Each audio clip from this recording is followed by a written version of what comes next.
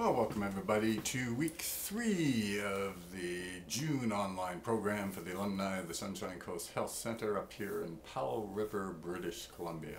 And this month we've been talking about co-occurring disorders.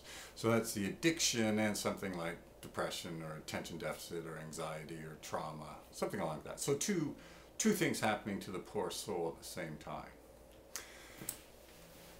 Now, what are the keys to dealing with this? And this is actually true of all human beings, but in some ways it's particularly true of people suffering from both an addiction and a co-occurring disorder, and that is this idea of courage.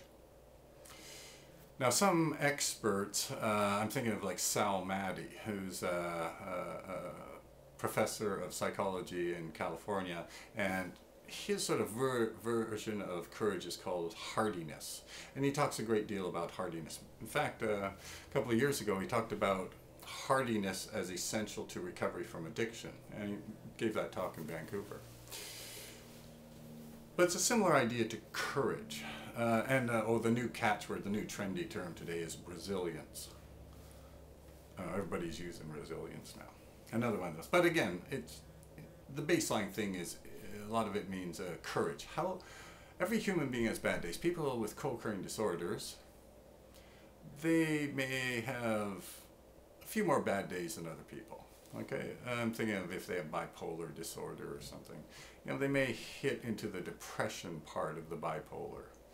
The other part being the manic part. And this is tough for them, right? I mean, it's you have no energy, and like, how do you even get out of bed? You know, it's just, everything seems to be a chore. Like brushing your teeth seems to be a chore. Having a shower seems to be a chore, right? And how do you, these poor souls have to force themselves to do all this stuff, right? And they got to do other stuff, like a lot of them have to take medications, and even if they don't want the medications, got to take it. Things like bipolar disorder, like a lot of the guys actually like being in the manic part, because in the manic part you feel, oh man, it's almost like you feel like Superman, right? You can do anything, you're brilliant, you get all these great ideas, and you really got to be careful, because if you go too manic, of course, and you have an addiction, very often this is where the relapse happens, right? So you got to take this medication. You don't like to do it, but you got to force yourself to do it, and oh yeah, and you're having this bad day, and you got to somehow work through it and trudge through it. And plus you got the addiction thing happening, and you may be craving, oh crap, this is no fun either. So you got all these things. And one of the keys to recovery, especially early recovery, is to have courage. And this is the courage to be able to fight through the bad days. And one of the best ways of doing this, if you were a client at the Sunshine Coast Health Center under the new program, would be this idea of having a goal or having a mission. Because you got to ask yourself, well, why would I fight through this? Like, what's the purpose? And you're going to fight through this because you're looking to a better future, right? Things like that. So this idea of having a mission or having a purpose in your life is a way to develop courage. But it is actually one of the key things about recovery, and especially for those suffering from these co-occurring disorders, is that they need to have that, what Viktor Frankl called the defiant human spirit, right? This fighting human spirit that's willing to get through the bad time in order to reach the good times. And it's an interesting thing, which a lot of great thinkers have come up with, is that they tell us that is by like trudging through the bad times, by working through them, by overcoming them. This is actually how we grow as a human being.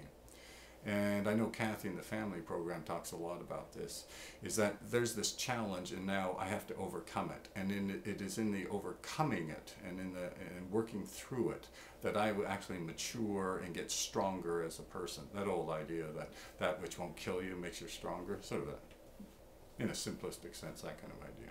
So courage is really a fundamental trait to bring to your recovery.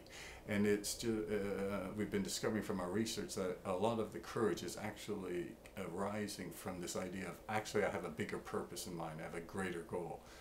I want to be a better father, I want to be around for my kids, I want to go help out in the community, whatever, but something that will help you fight through the bad times. And it'll actually even make it easier to fight through the bad times.